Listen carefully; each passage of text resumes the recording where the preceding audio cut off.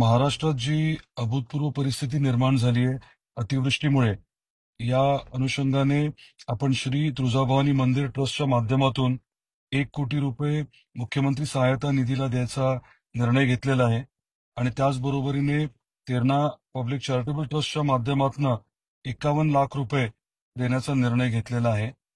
हे करत असताना धाराशिव जिल्ह्यातील शेतकऱ्यांना, खास करून ज्यांची जमीन खरवडून गेली आहे किंवा जे नागरिक ज्यांचं अतीव असं नुकसान झालेलं आहे, त्यांना वेगळी मदत करण्याच्या बाबतीत देखील निर्णय घेतलाय. जिल्हाधिकाऱ्यांबरोबर याबाबतीत चर्चा झाली, तसा निर्णय झालेला आहे आणि माझी आपल्या सर्वांनाच विनंती राहणार आहे की मुख्यमंत्री सहायता निधी किंवा आपल्या भागामध्ये, आपल्या धाराशिव जिल्ह्यामध्ये जिथे शक्य असेल तिथे मदत करण्यासाठी आपण पुढाकार घ्यावा. खास करून धाराशिवचे जे भूमिपुत्र आहेत, जे बाहेर राहतात, मुंबई पुण्याला राहतात, देशात परदेशात राहतात, त्यांनी देखील या आणीबाणीच्या परिस्थितीमध्ये आपली जबाबदारी ओळखून आपल्याला जे शक्य आहे ते निश्चितपणे मदत करावी, ही आपल्या सर्वांना मला आग्रहाची विनंती करायची आहे.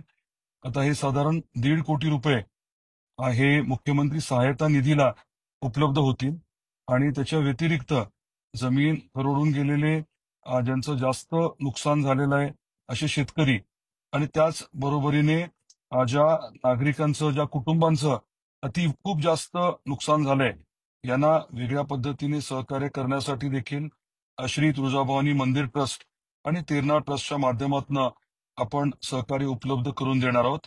आणि पुनश्च आपल्याला देखील विनंती आहे की जे शक्य असेल ते आपण देखील सहकार्य करावं. आपली जबाबदारी ओळखून प्रत्येकाने आपला खालीचा वाटा जो आहे तो उचलावा, अशी मी आपल्या सर्वांना आग्रहाची विनंती करतो. आज आणि उद्या जास्त पाऊस आहे, काही ठिकाणी रस्ते, पुलावरनं पाणी वाहतंय. आपण योग्य ती खबरदारी घ्यावी. आपल्या काही नद्यांना आता पाणी सोडलं जाणार आहे, थोडासा फ्लो जो आहे तो वाढणार आहे.